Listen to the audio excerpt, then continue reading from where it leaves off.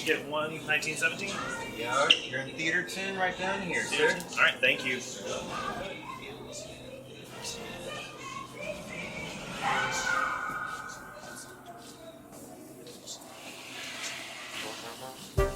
I'm so sorry.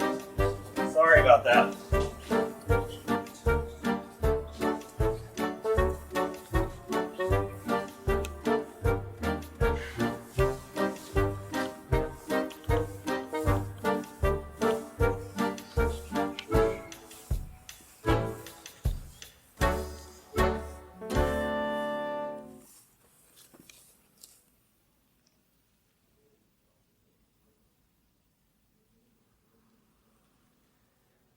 Who the hell is this?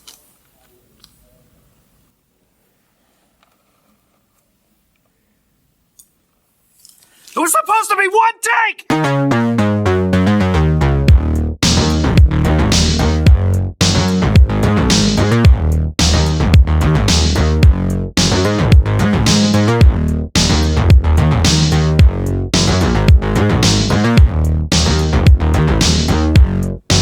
What is going on, everybody? Welcome to Tavern Talk by Initial Reaction. I'm Philip, and joining me this week, Mr. Daniel Campbell.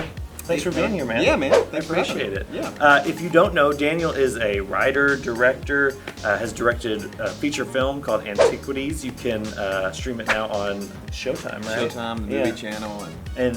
But you can, if you have a subscription to Showtime, I guess I should say, you can watch it. But you can stream it. Yeah, or you can buy it. Yeah, you can buy it. And I'll never see a penny. No, well, that's a bad deal. Yeah. Well, it's on sale on Vudu right now for like $8. So if you don't have a subscription to Showtime, there you go. Check it out. You have no excuses. But you've done a lot more writing, directed a couple shorts as well. So I'm very intrigued to hear your take on the film we're talking about this week. This week, I should say, I guess, that we are talking about 1917. It is the new film from director Sam Mendes. If you're not familiar with Sam Mendes, he has directed, American Beauty was, I think, his first film. Was it? It was second, Second? I think. Okay. But American Beauty, Jarhead, Away We Go, Road to Perdition, Revolutionary Road, and then recently he's done two James Bond films, Skyfall and Spectre. So, he wrote and directed this one, and if you've heard anything about 1917, it's probably that it is made to look seemingly like it was done in a single take, the entire film, an entire 2-hour film. But that's what we're talking about this week. We're talking about 1917. Initial reaction from you, Daniel. What did you think? Coming out, we just came out of this, so what's your gut reaction to it? I think it was seamless. I think Mendes wanted you to feel, and Roger Deakins, who's my favorite cinematographer of all time, they both wanted you to feel as if you were on this journey with these two. And sometimes I feel like that single shot, I feel like after Birdman became a very popular thing. Yeah. And sometimes it's not necessary. And I felt like this was absolutely crucial to the film, and they did it perfectly. That's kind of what was scary going into it. It was like, is this just a gimmick, because it can be used that way. Absolutely. Like I said, a lot of people have done that, but this is like we were talking about, it's kind of a race against the clock. These two guys are trying to get to a certain point, or from point A to point B, to deliver this message to stop this battalion of soldiers going in to save 1,600 lives or something like that. It's set in World War I, obviously. 1917 is the name of the movie. But yeah, it just ups the intensity of it does. At every turn. And we were talking right after the screening. It's a once the film starts, you're looking for it, and so you're paying attention to that cinematography and how flawless it is. But then you just become entranced with this thing, and you forget about it, and it becomes a part of the story and a part of the character of the film itself. And they did a fantastic job disguising it. But it didn't feel like it's just so effortless almost in a way. And doing it that way, it puts so much pressure on everybody. I was going to say, because that's kind of that's what I was saying. I'm glad you're here this week, because the logistics of this thing just feel like insane. From the way the actors have to move, say certain lines at a certain time when the camera's in a certain place. the sets, the way they have to be built, the lighting. I mean, there's obviously no artificial lighting here, and so to match the natural light, like there's just so many factors here that I probably can't even think of half of them. Yeah, and that's the thing too. It's like with the first ADs and the second ADs and getting the extras and everyone so coordinated for that to happen, and then on top of that having these actors remembering marks, and the first ACs remembering marks for focus when they're coming by. I mean, it's just unbelievable how much rehearsal must have gone into this, and the pressure that's on every single department. Yeah, I think I read somewhere they did, before they even started principal photography, it was 6 months of rehearsal, and it's almost like a play. Yeah, absolutely, that's exactly. Yeah, no, it absolutely is, especially for the actors who have to keep up this intensity for extended periods of time. Well, it might be preferable to them. I don't know. It may be, because it's they get to stay in it instead of break. But so I leaned over at one point because the camera was moving around our two main guys, and because there was an extra delivering a line, but even his head turn would helped the camera move in a certain way, and it was just this is detailed down to every little movement, and it was just golly. I know, and you're saying too that the longest shot I think is 8 minutes. That's which seems crazy, right? It seems crazy, but I would hate to be that one guy, the one liner that comes in at 7.5 minutes and blows his line. So. That's what I was thinking. Either the boom operator who accidentally. Oh man. It's fantastic. Think about the pressure on that. Yeah, on everything. Everybody, like you said. It's kind of incredible that they pulled this off at all. There was one shot where it just you think it's just going to follow them, because there's a lot of that at the beginning, and I was kind of wondering, oh, is this how it's going to be for the majority of the runtime? But then there's a shot where it comes over, and instead of following them around this lake, it goes over the water. Yeah, I was almost annoyed by Sam Mendes of how good he blocked that. I was just okay, he can't get out of this. He's gonna have to cut. And it's you sorry. yeah. There were some of them. I'm just I honestly I have no idea how they accomplished that, and I kind of don't want to know. You know, it's just kind of like you said. It really, because of the technique it uses for this type of story, or because it uses it so well, it kind of just immerses you in it. Absolutely. And especially with seeing it on the big screen with the surround sound, you're just kind of in it from moment one. But and the way they transitioned from day to night was brilliant too. Yeah, because of I don't want to ruin it for anybody if they haven't seen it, but pay attention to that for those watching. But it was just, I was thinking, because I remember it happening, and they were talking about it was transition from day to night, and how they're gonna do that. It was unbelievable. So anyway, kudos to Sam Mendes and Roger Deakins. Yeah, I was gonna say the way Roger Deakins the natural light just keeps blowing my mind. Well, I did see a thing where he was talking about, Deakins was talking about how that it was cloudy. They shot when it was cloudy. So what happened was they would rehearse all day sometimes. Okay. And it's sunny, and there would be a 6-minute span out of the day that it was cloudy enough to shoot, and it was going to be cloudy enough for the take. Yeah. And long enough, and so everybody would rush around, shoot this take, and that may be it for the whole day. So they just made sure. They had to wait. They were going to wait until it was cloudy, no matter what. Yes. Okay. Yeah. Golly. Yeah. It's crazy. I mean, it just sucks that they didn't have a budget. Right. Yeah. Well, kind of where the money is here, I feel is a lot of the. At first, I just expected it to be open fields. Yeah. For sure. But then you get these guys walking through barracks, and it's just this is real set that has been built for these types of shots, and it just keeps going. And it keeps going. It never repeats a set. Yeah. Which is just. And then there's even, and you're oh, that's cool, but then it takes it up, and you're going into these towns that have been destroyed, and I mean, even just some of the lighting on those is incredible. Unbelievable. And, I don't know.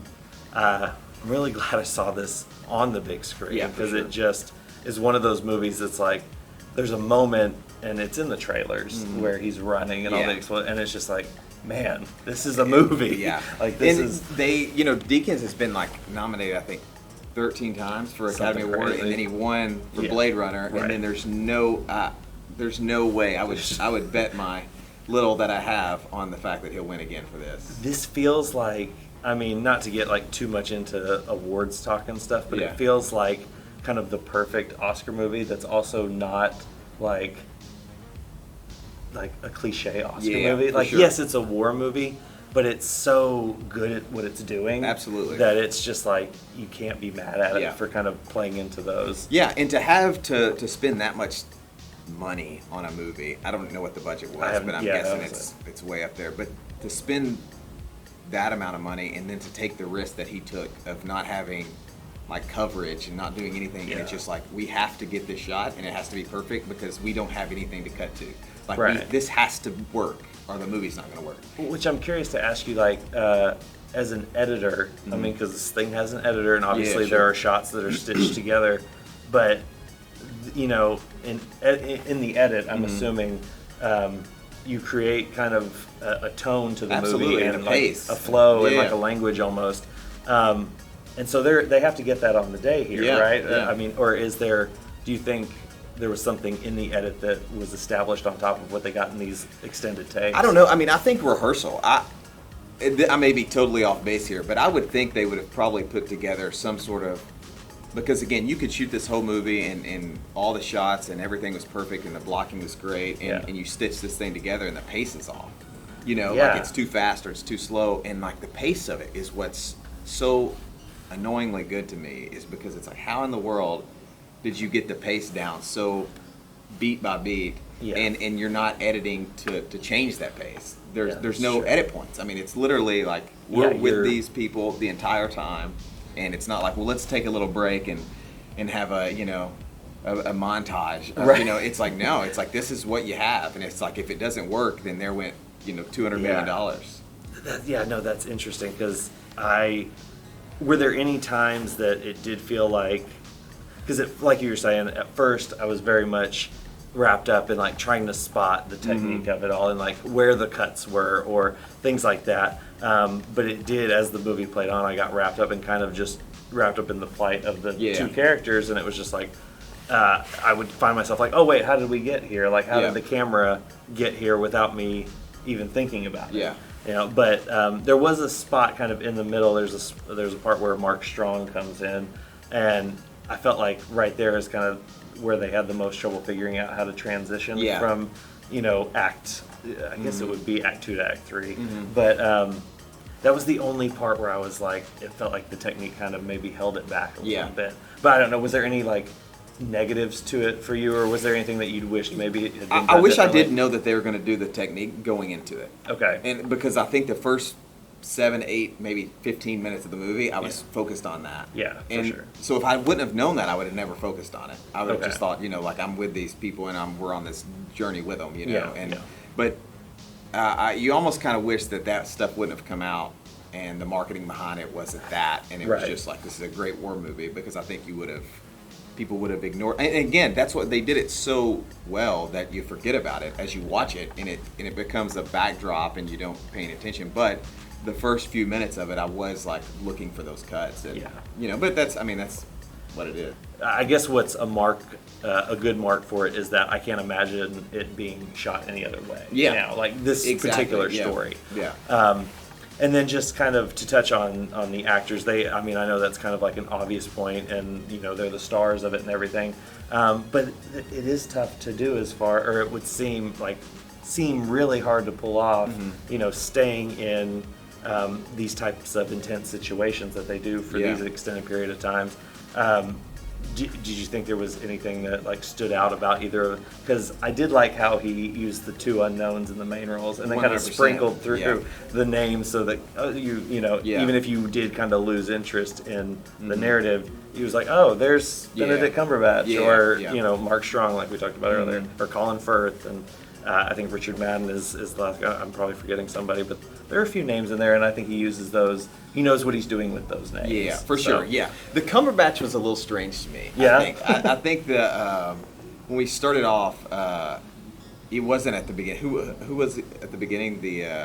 Colin Firth? Yeah, Colin Or- Firth. okay. When Colin Firth was there, it was like it felt Yeah. it felt okay. This makes sense. This for makes Colin sense. Firth. Yeah. But then the Cumberbatch, like, you know, when he appears, I'm like, whoa, there's Benedict Cumberbatch. Yeah, I can see that. Yeah. And I think Deakins, you know, like, he's a guy that is the best to me on the planet at what he does. Yeah. And he can somehow, like, so many cinematographers have it's like, oh, I know who shot that. I can tell who shot that. And he is so, he can adapt to a story like no other. Like, it's like, somehow he'll win an Academy Award or be nominated for Academy Award, but it still takes a backseat to the story and the acting and the performance and, you know, the whole narrative of the thing. And it's like, that to me is so special in a DP. Yeah, for him to have been doing it as long as he has been, and to be willing to take on a challenge like this even is like, just shows.